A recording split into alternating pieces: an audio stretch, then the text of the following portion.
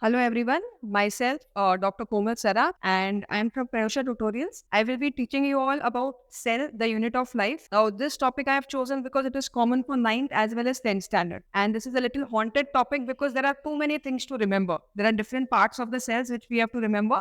So today I will be dealing with those parts and how to make it easy to remember. Now as you know that cell is the basic unit of life. So most of the part of the cells are living. But there are few parts of the cells which are non-living. So if you can see on the non-living side, we are having the cell wall, which is only there in the plant cell. Then we have some granules, some vacuoles, which are going to be like storage molecules. And inside the nucleus, we are going to have the background substance, which is called the nucleoplasm. Now, only these many parts will be the non-living parts. All the other cell organelles are the living parts of the cell. So if you see any cell, whether it is a prokaryotic cell or a eukaryotic cell, it will have three main parts. It will have a cell membrane. Inside the cell membrane, there will be the background jelly-like substance, which is the cytoplasm. And we have the brain of the cell, which is the nucleus. So we can divide any cell into three parts. The outer covering, which is your cell membrane. Then we have the cytoplasm, which will contain all the mini organs or the cell organelles. And we will have the nucleus, which is taken separately apart from the cytoplasm, which is the brain of the cell. So we will see one by one these parts in detail. Okay, so as we start looking at the different parts of the cell, the first two ones are the cell wall and cell membrane. Now they both are like coverings of the cell. So we will learn them as distinguish between. So I've written here DW, like distinguish between, we will try to see point wise. So if you see cell wall, it is the outermost part of the plant cell. Whereas for cell membrane, it is the outermost part of the animal cell. Now, because they both are outermost parts of plant and animal cell, they are going to provide shape to the respective cells. So, cell wall provides shape to the plant cell, whereas cell membrane will provide the shape to the animal cell. Now, if you see the second point, the cell wall is non-living and it is rigid. Now, because it is rigid, it is going to provide rigidity. So, that word comes connected to the characteristic only. And because it is rigid, it is also providing protection to the cell.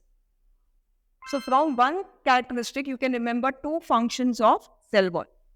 Now, opposite to this, if you see for cell membrane, it is thin and flexible, opposite of rigid, and they are living in nature. Now, because they are living, their main function is to separate the cell from the surrounding. So whatever contents of the cell are there inside, it is separated from the surrounding by the plasma membrane or the cell membrane. Now, if it is living, structure-wise, it has very fine pores, making it semi-permeable. Semi-permeable means it will regulate the entry of only certain substances like solutes and ions, the smaller ones to enter and leave the cell, while the larger molecules will not be allowed to enter into the cell. Now, if you see opposite to this, the third point for cell wall is it is freely permeable. If it is freely permeable, means it is going to allow all types of substances to enter and leave the cell without any hindrances. Last point, what are they made up of? So cell wall being non-living is made up of cellulose, whereas plasma membrane is living and it is made up of lipoproteins. Now, after seeing the first two outer coverings, let us go to the next part, which is the cytoplasm of the cell. Okay, now in the cytoplasm, we have to consider all the organelles apart from the nucleus, which are inside the cell membrane. Now, there will be organelles. Along with that, a mixture of organic and inorganic compounds are going to be present in the cytoplasm. Now, more the organelles present in the cytoplasm, all are going to perform different types of functions for the cell. They are going to perform different metabolic activities, and many important reactions are going to take place in the cytoplasm. Most important reaction for our body is the respiration. So the initial step for respiration, which is production of pyruvic acid. Now this first step of respiration, which is common for both aerobic as well as anaerobic respiration, is glycolysis. Now in this process, glucose is going to be broken down to give you pyruvic acid. Okay, so the next part which we have to study is the endoplasmic reticulum. Now, like our body has a skeletal system which is providing support to our body, the cell has endoplasmic reticulum, which is providing the supportive framework to the cell. Now, what are they made up of? They are an irregular network of double membrane tubules. So again, the word double membrane here will be important. Now, they are going to be connected to the cell membrane on the outside, and they will be connected to the nuclear membrane on the inside. So when you are drawing the diagram, you have to be careful and you have to connect it on one side to the plasma membrane, on the other side to the nuclear membrane.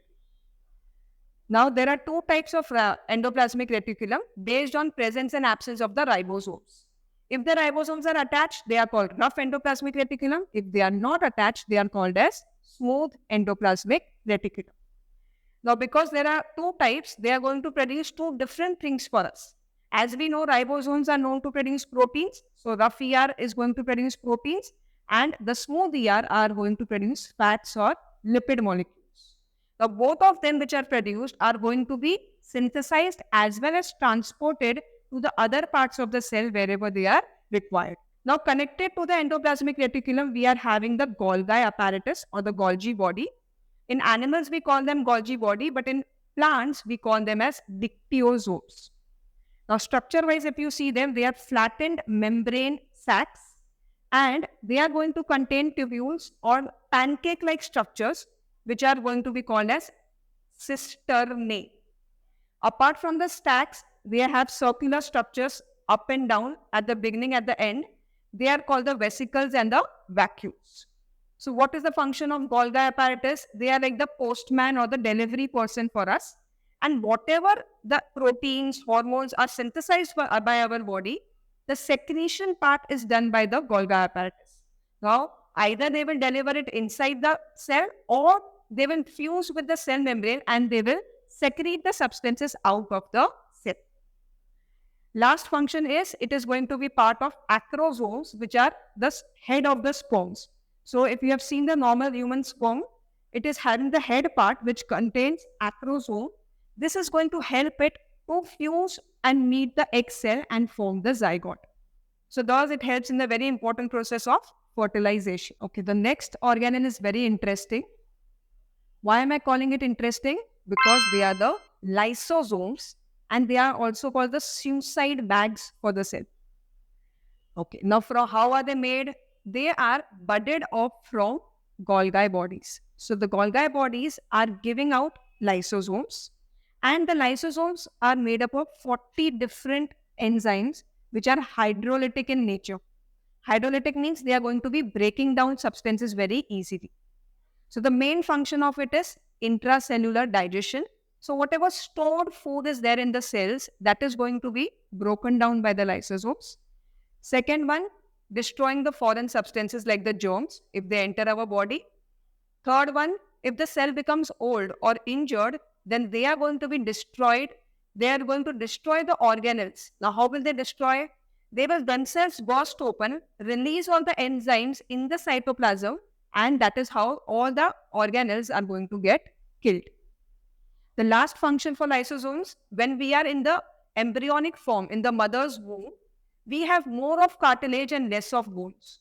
But eventually, we need to develop more bones and decrease the number of cartilage. So for that function, to digest and reduce the number of cartilage in the embryo, we need the help of lysosomes. So thus lysosomes are going to help in cleaning up all the dead and the old cells from our body.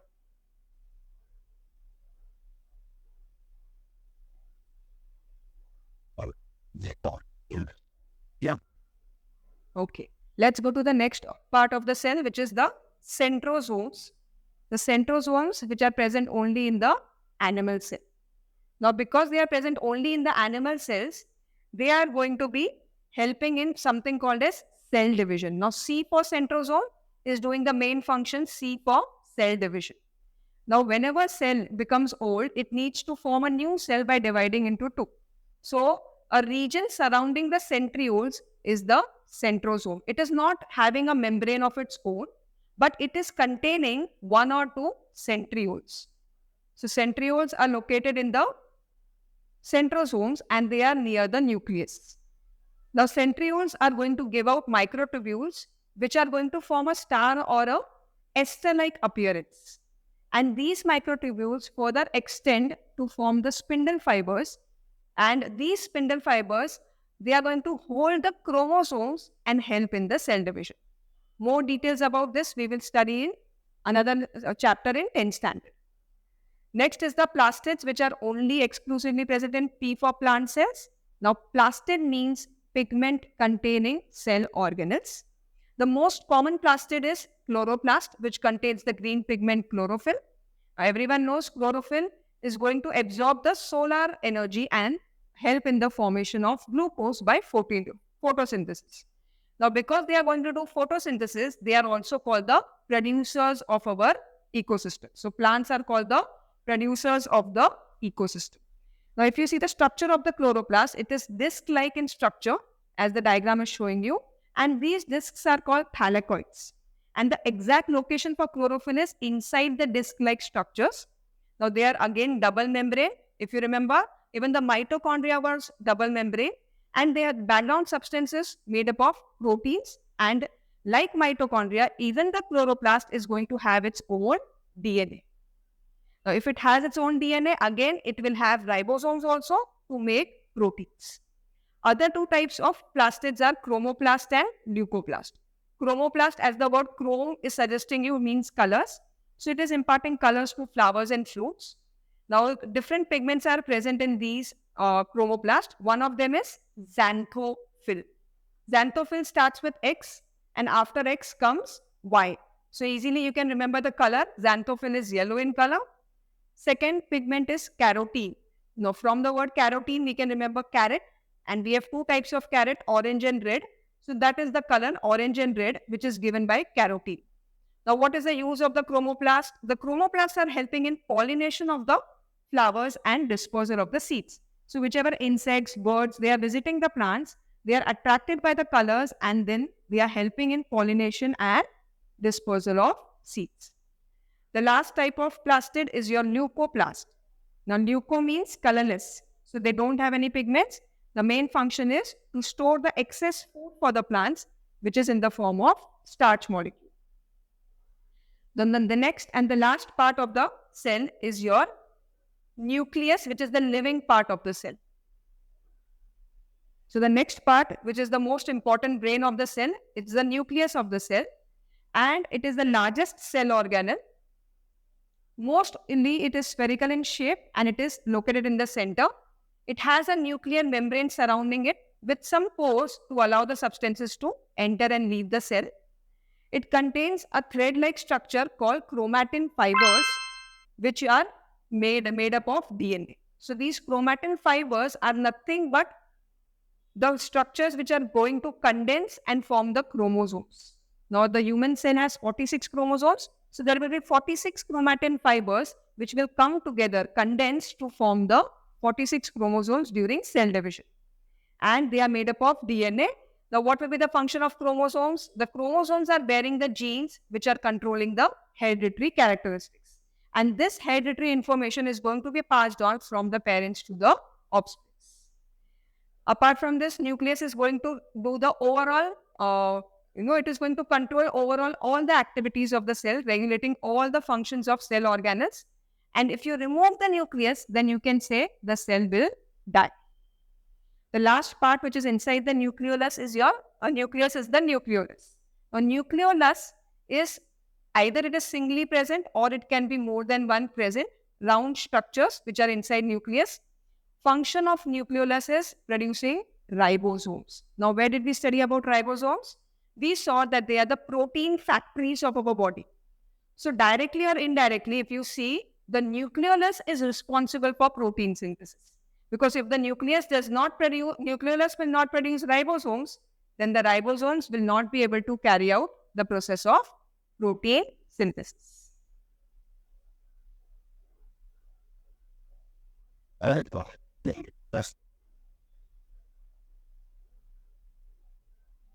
The last part are the non-living cell inclusion bodies, which are the storage organelles, vacuoles and granules.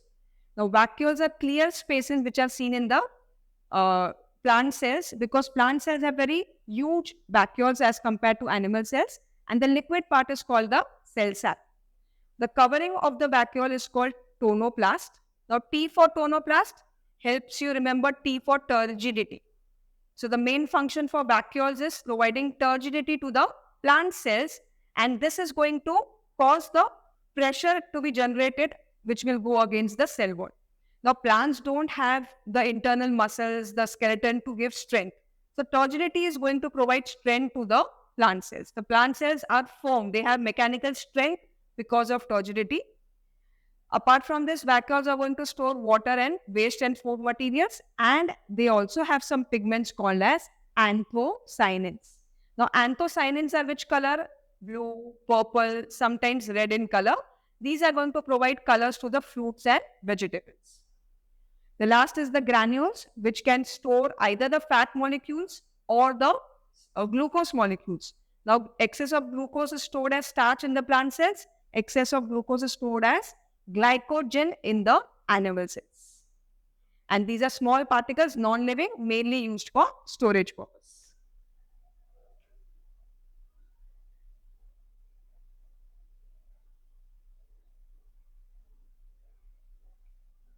Okay, the next and the last main important point is to discuss how to draw the plant cell and the animal cell. The animal cell, as you can see, this diagram you have to refer to for drawing purpose, because this is much more simpler than the previous diagram in the textbook. So here you can see the labelings, centrioles. Now, if you see centrioles, you always have to draw it like a T-shaped structure. Then we have plasma membrane, which is common for both. Cell wall is this hexagonal structure which is shown outwards. Inside that, we have the rough endoplasmic reticulum, which will have to be with the ribosomes. In the center of both the cells, you have to show the nucleus, the background jelly-like substance, the cytoplasm. Then we have the Golgi apparatus. Now, if you see this diagram, Golgi apparatus, it is very easy to draw this. Vacuoles will be simple, empty sacs. And then we have the mitochondria. Now, mitochondria is the powerhouse, and it is again common for both plant cell and animal cell.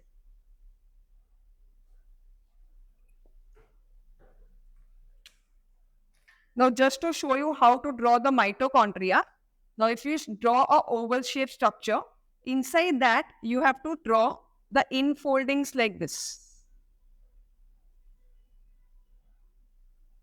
So you just have to draw infoldings like in a zigzag manner, and then you cover it around with the membrane. So that way you can easily draw the mitochondria. And centrioles, as I was earlier showing you, it should be in a T-shaped manner. They should be like somewhat perpendicular to each other. And the chloroplasts, when you are showing the chloroplast for the animal cells, you will again show a oval structure, and in that you will show stacks like this.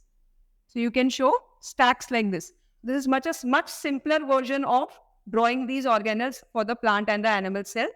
Now, please don't go to label all the labelings, because in the question they will mention which labelings is required in the answer and which are not required in the answer.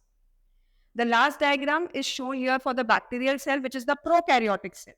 Now, if you see one thing very important, ribosomes are common for all the types of cell, whether it is an animal cell, or it is a plant cell, or it is a bacterial cell. All the three cells are going to contain ribosomes, which is the common cell organelle for all of them. There are some extra parts in the prokaryotic cells because they don't have cell organelles. In place of them, they have a single chromosome, which is the bacterial chromosome. They don't have proper nucleus also. Then they have mesosomes instead of mitochondria, which are going to do respiration for them. Other parts are similar. There is something called plasmid. Now, as mitochondria and chloroplast are having their own DNA, even bacterial cell has extra DNA in the plasmid. Now, this is going to help them in producing antibiotics. So, antibiotics are produced because of the DNA present in the plasmid. And flagellum, if you can see, is the thread-like structure, which is helping in locomotion for the cell. So, cells are able to move if they are having a flagellum. The outermost layer of animal cell is cell membrane. Outermost layer of plant cell is cell wall, whereas the outermost layer for bacterial cell is capsule. So this is an extra layer which is not present in plant and animal cell, and it is not present in every bacteria also. Some bacteria have capsule, some bacteria do not have capsule.